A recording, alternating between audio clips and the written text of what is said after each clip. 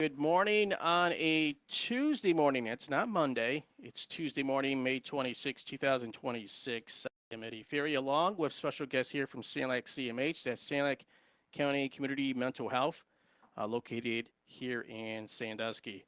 Um, some time ago, by the way, we do have guests here. Yeah, CEO Wil Morris is here with us. How you doing, sir? Good. Good morning, Eddie. And COO Nicole Beagle is here with us, right? Yes, I did get your title right, which stands for Chief Operating Officer. correct. Did I get that right? Okay. Yeah. And I don't know what Will stands for, so I'll let that pass here. Chief Cook and Body Washer. Okay. Some time ago, there was a post put out by you guys in your Seeing Like CMH Facebook post, and you were asking people maybe to, suggest them to submit some questions to you, because people still always have questions about Seeing Like CMH, just like I tried to come up with here. But these were submitted, and these are sometimes commonly asked questions, and you wanted to have a form here to get the info out, right? Right. This originated from, I don't know, several months ago. I was on the radio and someone had typed in a question on the Facebook Live. Yeah. And of course, it's really hard for us to monitor that while we're live on the radio. I actually have a staff person monitoring it. So if somebody writes a question and she's going to text me so that hopefully we'll be able to catch that one as well. But that initiated, the question was in regards to, do we serve a lot of people from out of county? Because there's a lot of negative commentary to that, and we don't. I mean, probably 99% of the people who come to services for us reside in Sanilac County. We do periodically have someone who's in crisis, who's traveling through, who ends up in one of our ERs or something like that, that we would obviously help, but virtually all of the people that we serve are Sanilac County residents. And why would that be a problem? And honestly, it wouldn't be. I mean, We're all humans here, but at 4.66 a gallon or what, I think that's what I just paid this morning. I Yeah. don't think you're going to get a lot of people from Mount Clemens driving up every week to see one of our therapists. Though we have world-class therapists, I still don't know if I'd pay 4.66 a gallon to drive all the way up here Yeah. for that. I have a horse. So, yeah, hay does pretty well, I think, at this point. Nicole, what's your role in this? So I'm just here to kind of give a lot of basically operational information. I think a lot of questions I get is people just really don't understand kind of the rules and regulations that we're bound to because we receive Medicaid funding. And so, as much as we would love to do as much as we can for our individuals that are seeking services or people even in the community, we do have limitations when it comes to certain things. And I don't think people always recognize that. A lot of individuals come and they just want help, right? And that's what we want to do. But unfortunately, just like anything else, when it comes to the government, you have certain regulations that you have to follow. And in order for us to maintain that funding, we have to make sure we're following that. And so, we do a really good job at CMH because we don't want to um, be in jeopardy of losing that funding. So we want to make sure we're as close as possible to those rules and regulations. All right. Who handles all that fun stuff, by the The way? rules and regulations. Yeah. Yep. So that's why I'm here today. Okay. All right. So let's get to it here. So we'll go down this list because this was compiled, right? Hmm. And put together here. Um, Now, the first one here, it says that we hear that Sanilac CMH talk about being a CCBHC, which stands for what, first of all? Oh, CCHBC. yeah. It's community or co- that's comprehensive community Clinic. behavioral health clinic. Yes. Okay. And helping people with mild, moderate, or severe mental health needs. Yes. What do those levels mean, first of all? Yeah. Historically, community mental health were established to serve what was considered the severe, profound mentally ill population. So folks who have significant mental health conditions that impact their ability for lots of areas of life. Typically things like bipolar disorder, schizophrenia, things like that. So people that have difficulty obtaining housing, difficulty with employment, and those kinds of things. Since we became a CCBHC, it's opened our doors so that folks who have mild depression or adjustment disorder or dealing with mild forms of trauma can now come to services with us. While before, You know, if someone needed to be on any psychiatric medication, you had to drive outside of the county for most people in order to get those kinds of services. Now you can do them here. So I always say, the way we operate now, pretty much anybody, if you're experiencing some kind of mental health distress, you should call us. If we can't help you, we'll make sure we link you with someone who can. Where would they typically have to go before this, changed? You know, I can remember having people walk in the door with what would be considered mild symptoms, and they'd call the number on the back of their Medicaid card, and they'd be given an appointment in Birmingham. I mean, come on. Who in Sandusky is going to drive to Birmingham? It's ridiculous. And no pun intended here, but that would drive people mad. Yes. Alone, Yes. going in circles like that. Yeah. So it's a much better system now, since they created the CCBHC, so that we can expand a lot more services to folks. Okay. This one suggested with everything we see in the media, this person said that they are concerned that people with mental health struggles could be dangerous to our community. How can I support people with mental issues while not being fearful? I think anybody can be dangerous, first of all, but yeah.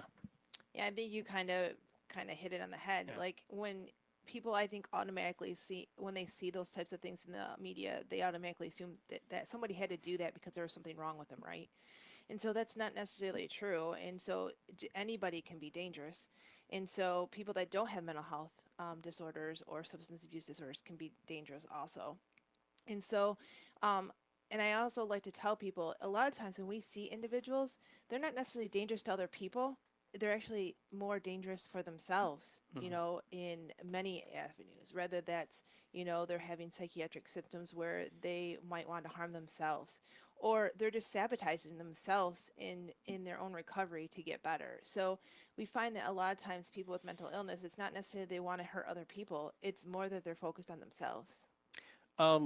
I mean, how many, like, there are places that people have to stay, right? If they have to be out of society for their own safety too. Well, if someone's a complete and utter danger to themselves or others, we would have them hospitalized. Yeah. And there are other types of things we can do in that. The other thing I wanted to add is that honestly, research has shown that people with a mental health condition are far more likely to be a victim than they are actually to be the aggressor. And that's something for people to realize and understand. And a lot of them, I mean, probably I would guess 95% of the folks that I see walk in our doors have some history of trauma. They've been abused in some shape or form at some time in their lifetime. Okay. And you kind of talked about the psychiatric. I think I seen one of the questions before. That might be a good discussion is just because someone comes that we feel somebody is in crisis or feels that somebody needs to be they're endangering themselves to other doesn't mean that they necessarily meet the criteria for hospitalization. And that's a lot of frustration I hear in the community is that my loved one is not taking care of themselves, or they're hearing voices, or they're making comments they don't want to live anymore, and you won't hospitalize them. And we have a mental health code in the state of Michigan that requires that we follow, those are where these rules and regulations come in, that they have to meet certain criteria before we can petition somebody to be psychiatrically hospitalized. And so that's for the protection of the individual, so that people are just not going to the hospital for things that are maybe not necessarily harm to themselves or the community.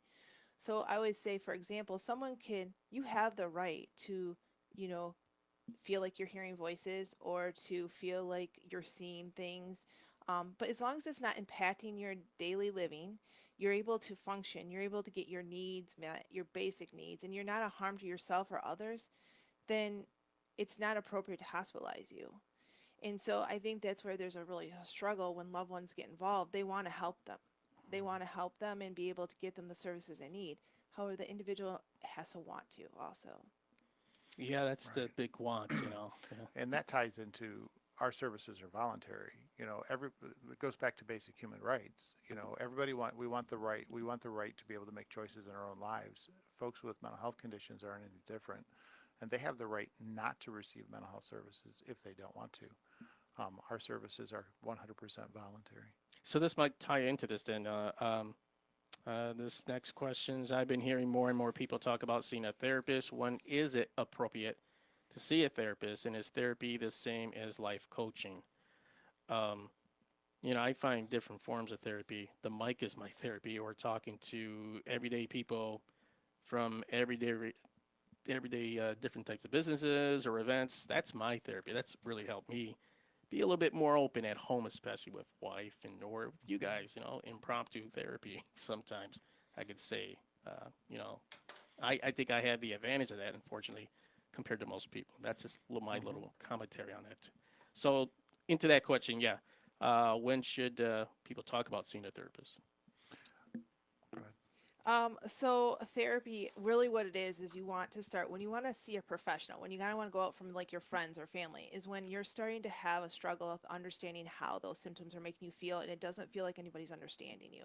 Because then what ends up happening, you end up shutting down, and then you don't end up talking about what the real problem is. And so with therapy, what it is you're really processing the past and how it does affect you emotionally and where it is in your present life. And so if we can't really identify what that is, then you're going to continue to have struggles.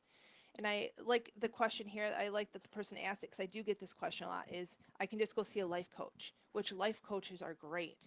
Hmm. I've used them when I've practiced before. What I would do is refer an individual to them. But what it is the life coach part is more about the active.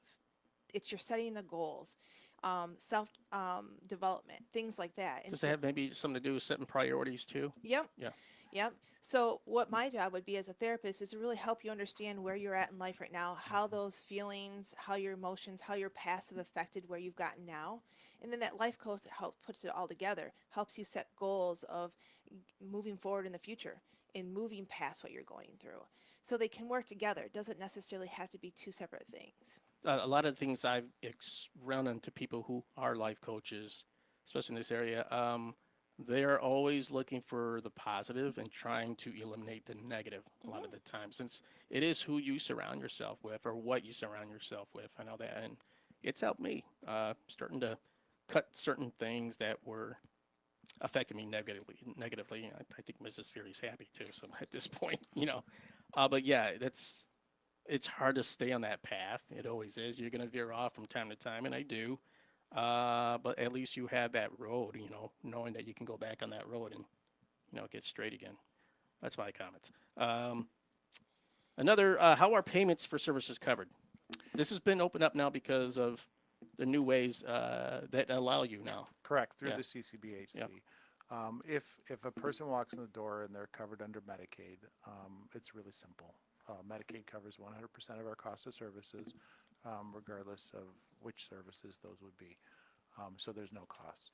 If you come off the street and you don't have Medicaid and you have private insurance, or maybe you have Medicare and private insurance, we do what's called an ability to pay. So we look at your current income versus your expenses, and we determine what would be an appropriate amount for each person. So we have folks who walk in on this situation who end up with a zero, no ability to pay. And then, of course, you have someone who walks in who's earning six figures and they may have $1,000 a month that they can afford to pay.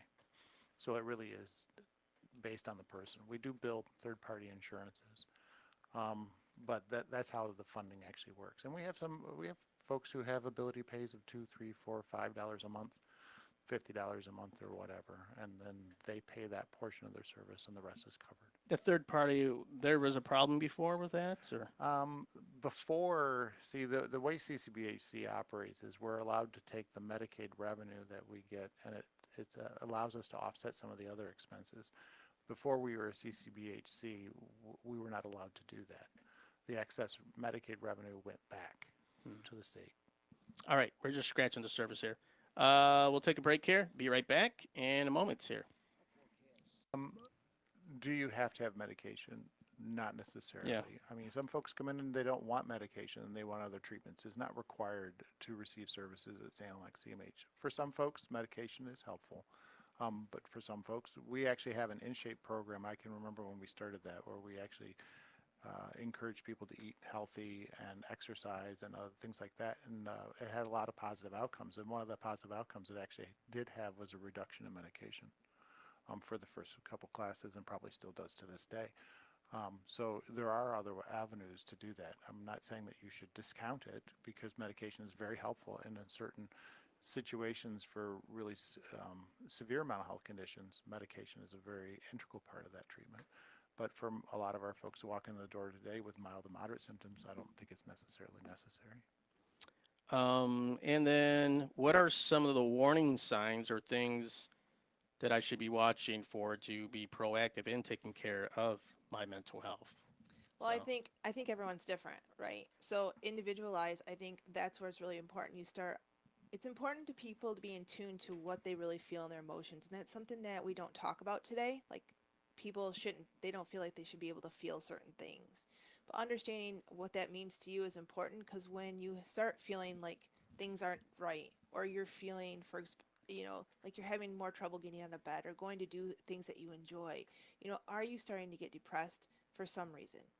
And it doesn't, people think that you're going to get depressed because you had this major event life happen. It doesn't work that way. It just happens. And it could be something we think is so simple and you're thinking, why are you upset about that? But in their mind, it's what is important to in their life that they're struggling with. That kind of brings it back to like people talk about, well, I'm in crisis, and people say, well, what's a real crisis? A crisis is what that person is experiencing at their time.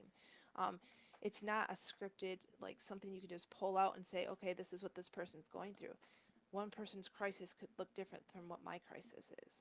And so I think it's just important understanding in where you're at in your own life and what is really interfering with what you can do and what your best person is. yeah, and this is where another question kind of ties into that. How can I help a loved one who is struggling but does not want help? And I got a little problem with that myself in my own family. So Yeah, I think, and that patience, right? Hmm. In understanding their wishes. So like I had talked before, people they can live normal lives. You'd be surprised the amount of people, especially even famous people that have um, they've had schizophrenia, they've had depression, they've had bipolar, and were successful and um, can still function. And so that's what you really have to look at. Even though they might be struggling with something or it's something that you feel is a concern, doesn't mean that it's affecting their life. So it's being patient with them, being there for them, not judging them, right? Not thinking, well, if you're not getting help, I'm not going to help you. Just being there for them is what's important. And then when that time comes when you feel like they're not safe, being able to do the hard things, because that is being a family member and having to petition your family member to go to a psychiatric hospital is something that's very difficult because more than likely it's going to interrupt whatever relationship you have. are there like Hmm. mild forms of all that too? Yeah, so that's where kind of Will talked about that CCBHC. You have that mild, moderate, and severe. And Yeah. so mild, moderate are individuals that you're going to find that, maybe just have some adjustments to their everyday life that is affecting them. And so they're just experiencing some mild symptoms. For example, someone that has had a death in the family. Of course, you're going to go through grief, right? However, you might have some bereavement. So you might have some of those symptoms where it might linger a little bit longer that you might need a little bit more assistance to get through that. Or a lot of times we'll see kids that will go through some adjustment disorders because maybe a family or their parents have gotten a divorce. They've had to move. Those are what we consider more of those mild, moderate symptoms. Severe is when you're going to start seeing more of those psychiatric symptoms that are they're hearing voices. Um, they're extremely depressed where they can't get out of bed, can't shower, won't take their medications, don't understand the importance of their medications to help them feel better, or understand the need for treatment in general. Those are when they start getting very severe, and then we start hearing things like they don't want to live anymore. They're starting to make plans of maybe harming themselves. Um, Maybe some self-harm as far as cutting or other type of behaviors just to help them release emotions. Those are the types of things we would start seeing at that level. And they just increasingly get more intensity and maybe the duration of them lasts longer. And that's where we need to step in and decide what type of treatment is more appropriate. Okay. You And want to I add? and I would add that one thing that you could do as a family member is that when you're listening and you're getting frustrated at your loved one who's going through these difficulties, isn't interested in help, you have to remember to try to use the 10-second rule. When they're done talking, you want to lash out or you're just frustrated because you don't want to listen to it anymore. You need to take the 10-second rule, calm yourself down, and really be there as a support for that person. because arguing with them or yelling at them isn't going to help them through that process, or encouraging them to get to, yelling at them isn't going to encourage them to get help, you know. Guilty as charged with that one. You know, Yeah. you gotta calm down, and you gotta realize it's not about you, it's about them. And yeah, you may not have experienced that thing the same way, but you need to encourage them and give them the respect that they need. I should have that tattooed on my arm. Being that I'm married, yeah. Count 10 seconds. All right. Yes, yes. Um, okay, we'll go into this one. Why, when individuals that are under the influence come in on crisis, not get sent to rehab or to a psychiatric inpatient? So this is probably one of the frustrations I get from family members on crisis situations. So let's talk a little bit about being under the influence. So legally and ethically, when we go to assess somebody for psychiatric or hospitalization, we have to, if they're under the influence, then it's not an appropriate assessment because they're not considered, in their right space at that time. So we have to make sure that at that point that we're waiting till they're at the legal limit so that they're able to make informed decisions and give informed consent and informed information that we're able to make the best decision for them. And so that is one of the things that I get struggles with from the family members is they'll bring somebody in saying they want to kill themselves or they're going to hurt somebody else and they've been drinking. And so the family members, why aren't you hospitalizing them? Why aren't you sending them to rehab? Well, that's where the mental health code, we have very strict, there's 3 different things that we have to look at when we're looking at petitioning somebody for the psychiatric hospital. We have to, by law, demonstrate to the judge that one, that their harm to themselves or others is severe enough that they are not able to control it at that time. We also have to demonstrate that their capacity to understand their need for treatment and how they could hurt somebody, that they don't have that at that time. And then we also have to look at the overall functioning of the individual. Are they taking care of themselves? Are they able to function, go to work? Do they have supports, things like that? Those are all 3 things that we have to consider. And if we can't meet all of them, then we can't petition that person to go to the hospital. And so it doesn't mean that they can't go voluntarily, but most of the time that's not something that the individuals want to do. The other thing is with going to rehab, that's also a voluntary thing. Substance abuse is protected very well through the federal government. And so people don't always recognize that. As much as we want to help individuals with substance abuse, we have to wait for them to come to us. And that is something that's protected for them. And so if someone comes in and they're under the influence and they don't want to go to rehab, we cannot make them go. We can't court order them. And so that is a big struggle with individuals that have substance abuse issues is they'll come in and say, yes, I want to go to treatment and I want to go to rehab. And we'll call and we don't have a lot of resources for rehabs. So we'll have to wait a week for them to get in. Well, guess what happens in a week? Mm-hmm. They come back and they're like, "What? I don't want to go now."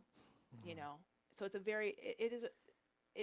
I would be lying if I said that type of system isn't somewhat broken and doesn't need to be fixed. But that's why we're here discussing how do we get people to understand community mental health, substance abuse, and how do we promote it in a way that's going to make individuals be willing to accept the help and that there's not as much frustration for family members. Okay, so we still have a lot of questions here and off air. I think we'll stay on Facebook Live. Is that okay? That's fine. Yeah. There's Mrs. Ferry. Hello. Thank you. So we'll go to the top of the hour news and information. We're already in the 8 o'clock hour. We'll stick around on our Facebook Live here too as well, here on WMIC and WT3 to answer more submitted questions. Okay, so we're going to stick around here on Facebook Live. Is that okay? Yeah. Okay. Some other questions that were submitted. What is the best way to support or continue to bring awareness to mental health in our community? That's a big one, isn't it? So Yeah, and I think those are things that we talk about a lot when I've been on the radio. Yeah. And I think it goes back to supporting your friends and family and trying not to be judgmental to others, and just supporting those types of activities and events that encourage people to talk just communicating in general. I mean, if we could actually get kids to talk to their parents instead of texting them at the dinner table, you open the conversation so you kind of know what's going on in your family and friends, checking on your loved ones. And then when you start noticing odd behaviors or just things out of the ordinary, you check on people. Hey, how you doing? It might be nothing. It might be they have a cold. It might be that they've really been feeling in the dumps and they need a shoulder to cry on. Or it might mean they need a referral to Sanilac CMH. It could be any one of those things. And honestly, probably more often than not, it's not a referral to us. It's just that support that we used to take for granted when we grew up in the 80s. When our moms always knew where we were when we left the house on our bikes. And I found too, as a parent too, when my daughter walks in and wants to start talking, and I'm trying to watch the Detroit Lions. You know what? Thanks to technology, I do not ignore that because parents sometimes have a hard time having their kids approach them. Yep. And when she comes up with a crazy, outlandish, thing she's going through, um, sometimes it's humorous. I will put it on pause, and yes, I say to them, you know what? Anytime I can get one of my kids to just like automatically come out of the blue and want to talk to dad or mom, and then we do end up having pretty good conversations, and it does peel off into really good personal stuff and just get things out in the air. I say take advantage of that opportunity. Put that, just pause your life because it's so hard to communicate with your kids, as it is. But that's a learned thing with our family. I learned, you know what, boom, I can put my life on pause for her. Yeah, I'm supposed to. I'm the parent here, so I have that time to do it. And yeah, any chance I noticed that once they see that when you put your moment on pause just for them, they will really open up to you. So that's a little bit of my advice. Just be that listener. That's what CNH does. The other thing is that's why we're here today. We people don't ask the hard questions, and so education. Like if you have a question in the community, just come up and ask me. I'll tell you. It might not be something that you're going to want to hear, but I will. I'm going to be able to help you understand why we can't and can do certain things. And it's not that we're just not. It's just we might have something that we have to follow. But how do we get around that? Or how can I help you so that you're not frustrated? That's one of the things I always, I'm from this community. We don't have a lot of resources. I came back here. I went to high school here. I wanted to be somewhere where I could make a difference. And so that's what I like about this area is you're like a little village. And so coming together and understanding and seeing how we can each help, even though we might have different opinions on what mental health looks like or what that capacity of it is, how do we come together to make the best efforts? Yeah, the things my daughter has brought to our table wants to make my head explode, but okay. That's what I'm there for, So too open sometimes. So let me see. Did we answer this? What is the best way to support or continue to bring awareness to our community? We kind of did that with the media. Yeah, we kind of did that. Man, I think we actually really covered a lot here. When should I seek mental health services? Especially if you're an individual on your own, maybe. Is that what that question maybe they're asking? Or when should I seek mental health services? I think you should seek mental health services whenever you want to. Yeah. Our job as a mental health professional is we will go through a very rigorous assessment process, and we will determine if you meet eligibility for a diagnosis that you could possibly need help for. And so our job is to make sure that we're steering you in a direction. So if you really don't have those types of a diagnosis, then we talk about what those next steps are for you. Like someone that might come in and say, I feel like I'm really depressed. So we go through our screening process and it come to find out maybe you're not meeting that criteria for a major depressive disorder. That's good, right? But what are we going to do so you don't get there? And so we really talk about those things and talk about what resources, and then they can make a decision what's going to be best for them at that point. Some people decide, yes, I want to do some therapy to help me make sure I'm staying on the right track. So then that would be where maybe they fit into that mild category. Yeah, I did like the earlier, I think, remark where you said the life coaches, or you're trying to seek ways where somebody does want to be on medication. You're trying to seek those alternatives with the life coach, or just certain therapy with other folks. If you can't do it, hey, I know somebody who can maybe. Yep. Let's try this. Maybe when you've exhausted your natural supports and you've done the life Hmm. coaching, you've done different things and they're just not really working, that might be your next step. Okay, anything you want to add there? I would just say that, you know what, most of us are surrounded by people that we care about, that care about us, and you're going to get a lot of signs and from them too when they're showing more concern for you, or you're not, maybe you're not doing as much as you used to do, or you just don't feel you're meeting your potential, or you're just not as motivated, or things like that. People are concerned, then maybe that's time to start thinking about whether or not you need to figure out what's going on and talk to somebody. So this kind of ties into I think I may need help, but I don't want other people to know. Is counseling private? I do believe, yeah, of course it is. Mhm. Yeah. Yes. Did I answer that Yeah. correctly? Yeah, you did. Yeah. I think But if you're as revealing as me, yeah, I need help every day. So, yeah. I think it is hard. A perception is hard in our community because we're such a small community. So everywhere you go, I remember when I started, I was a home-based therapist. And so what that home-based therapist is I worked with kids in the homes. I also went to the schools. Well, I also have 3 children, and they all went to the schools, right? So I was going into school, and if I was seeing Johnny, you know, I would see my Johnny might be in one of my kids' class, right? And so that was really hard for me because, but I also felt that, a calling to make sure that I was doing what I was supposed to be doing for the individuals because that's what I wanted to do. And so you have to really understand and just be very, you know, when people ask you, like I remember when my kids would be like, "Oh, do you know that person?" I'm like, "Oh, I just know them from coming into the class and volunteering and making sure that they're keeping their story private and making sure they feel safe, and which can be hard in our community because everyone knows everybody, right? And so sometimes Mhm. people's perception is I bet they're telling my story to, Sally down the street. Yeah. That's not happening. Um, and the other thing I used to have this, perception and phobia, I guess you could say. I know that person is kind of nutty. I shouldn't talk to that person. I'm scared of that person. That's a natural feeling, I think. Um, and if that person does need to be medicated, you hope. I know there's a lot of homeless people out there right here in our community that are not taking their medication. They should be on medication. But like you said, that's kind of like an individual choice. And those people can be to us, you know, supposedly normal, which I'm not, scary to us. And you don't want to approach them. And how do you deal with that? A public community deals with that. I mean, I, it is what it is, but you can't ignore it.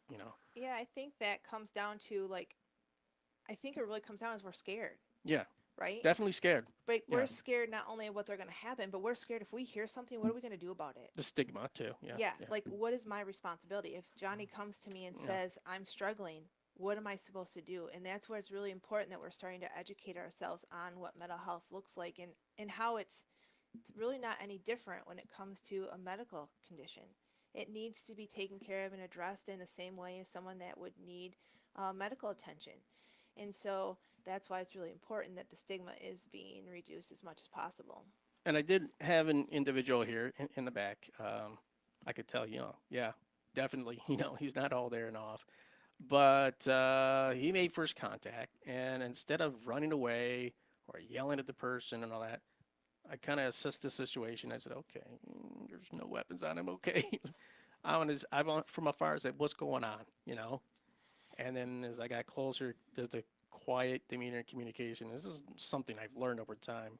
Ended up all of a sudden he was on my level, where I felt comfortable, and he was comfortable telling me. And then the individual told me like, I'm not all there, like, oh boy, okay. But I was not gonna run away because I said, okay, we got something going on here. Hmm. Bought him a bag of potato Right. chips and some water. He was happy.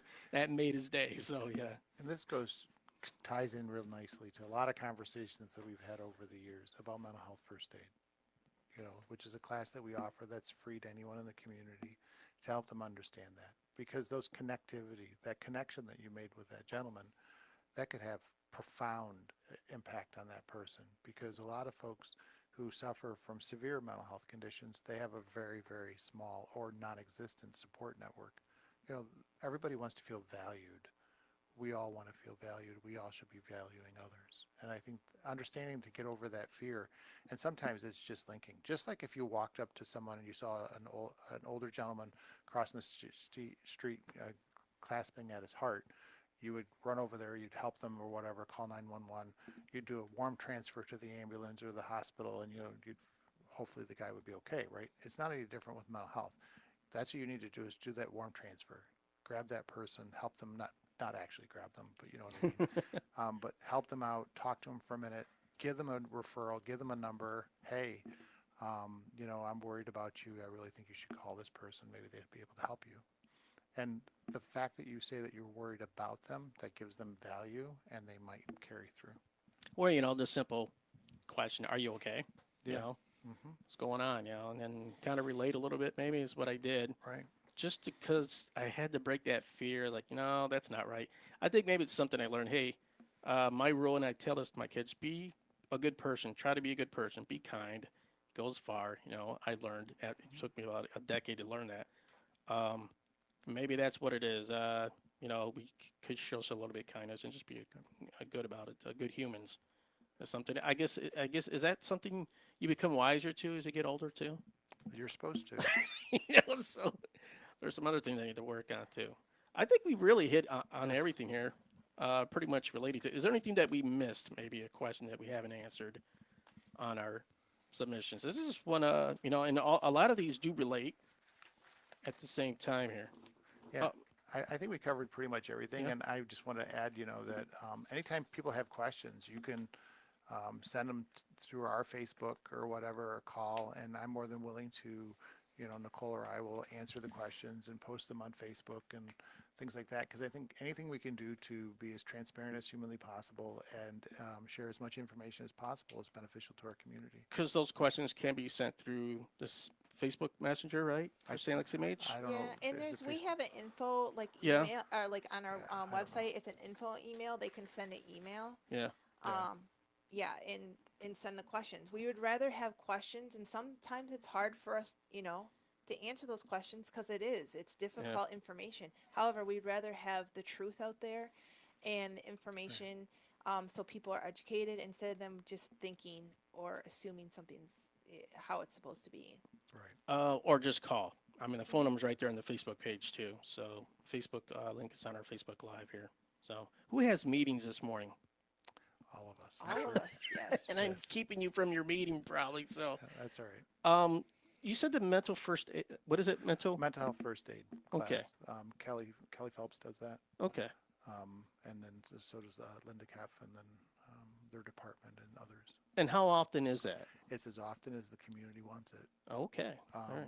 More often than not, we schedule classes, and then we either combine them or have to cancel them because we only have one or two registrants. So, and if you have a civic group, a church, a community group, you and your family and a group of friends want to put together a class, we travel, we do whatever, and it's virtually, it's at no cost. Yeah. Okay. And again, it's something I did yesterday too, because I don't know why. I just asking for a hug from your kids is a good thing. I got that yesterday just to communicate. Hey, can Dad have a hug? It make me feel better. And she gave me one. So, Yep. yeah, simple things. I'm just giving parental advice out there. Simple things, but and always asking in communications is the greatest thing to solve. I think a lot of issues in the world. Yes. So, yeah. All right. Anything else, kids? Nope. No? All right. Nicole Beagle, Wil Morris from Sanilac CMH. You can always get a hold of him. Check their Facebook page. They have phone numbers there, even an email to communicate. So, and thanks for participating, folks. So appreciate it. I think we got through everything, right? Yep. Yeah. I For the think most so. part. Yep. Yep. Thank Right. you, Eddie. Thank you. Thank you. All Yep. right.